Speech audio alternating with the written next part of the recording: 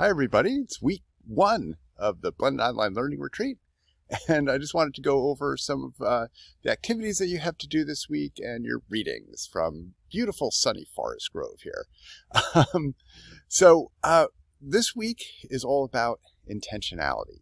So we can't start talking about technology and teaching or teaching practices or what we want to do with our courses until we're really clear about what we want to have happen in those courses, right?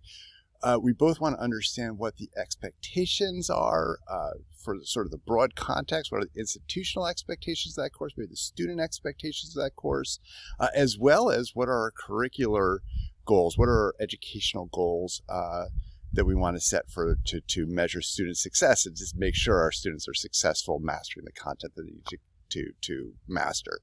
So what we're going to do this week is we're going to work through and try to figure out with the course that you pick just what some of that context is and what are your broad educational goals. And we're going to do this by using 2 frameworks from a really brilliant instructional designer, a professor of instructional design from University of Oklahoma.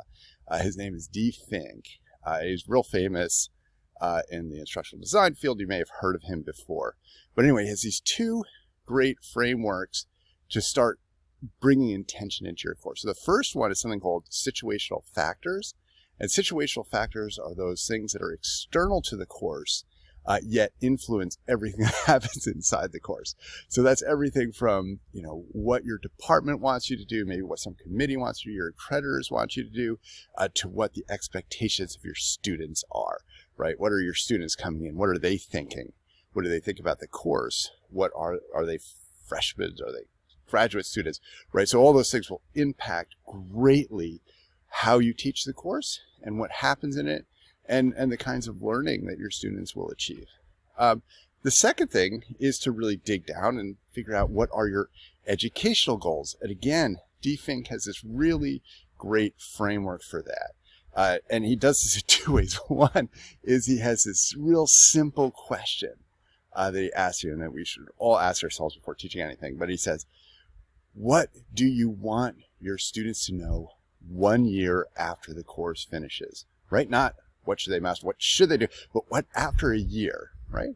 After all stuff's settled out, what do they know, right? That's a really nice way to sort of begin to narrow things down. But he adds on to that a little bit. He has this really nice framework. He calls it this taxonomy for significant learning. But it's a really nice framework to make sure that a course is really meeting all sorts of educational, making sure your students are successful across various domains, everything from metacognitive domains to actual content knowledge, right? So it's a really nice framework. And he applies that question to each of the 6 domains in there. So what we're going to do in your activities is we're taking wholesale right from Fink, and we're going to have you answer the questions that he has about situational factors. What are the situational factors for your course? And the second activity, we're going to have that you answer that question. A year from now, I want my students to know, learn, remember these various things, right? And in Fink's 6 domains.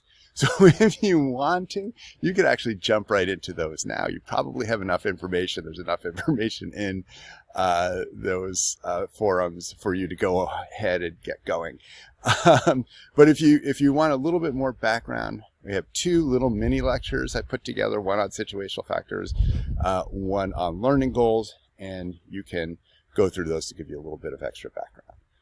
The third activity we have is we want you to begin thinking, and this is really pure brainstorming right now, but we want you just to begin thinking about how you might, once you've sort of figured out your situational factors, once you've thought about your goals, how technology might help you meet some of those expectations or meet some of those learning goals you have for your students.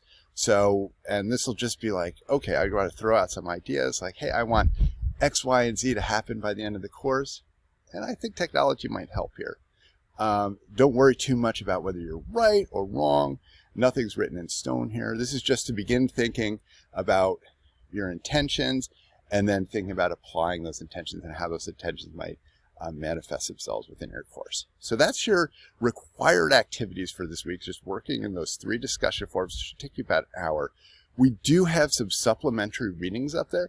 Again, as I said in the introduction, and as I said, in the Start Here document, these are absolutely optional. You do not have to read them, but if you have some extra time, you might find them useful. And these are 3 documents on course planning, backward design. So the first one we have is a nice little web page that Montclair State University in New Jersey put together. And it just looks at the relationships between goals and objectives and does it in a nice kind of way. And so if you're wondering about how like this exercise for course goals will fit into maybe objectives that you've been received from your department or other kinds of more formal objectives that you've written, this is a nice job of laying out how those 2 things will fit together. So you might want to take a look at that. The other 2 documents are about backward design, right? This design where you start with your overall goals for the course, your objectives for the course, your outcomes, build assessments, then build activities, etc. The first one is a really, really nice reading from a book called Small Teaching Online. And it just makes a case for backward design, but it lays out the process in a really nice way and has some great tips. So it's a really sort of good starter for that, and it's stuff that you could actually use right away if you wanted to. The other document is a little more technical, a little more involved, and it's actually D. Fink's, he wrote it himself, as his I think he calls it his self-paced guide to course design. But he walks through his method in all the different steps. So it talks about the situational factors and course goals and how those interact with the learning activities and his domains of significant learning. So it's a really nice exercise. And if you're really interested in sort of a very formal course design process, a great document to look at and to think about how you might apply it to yourself.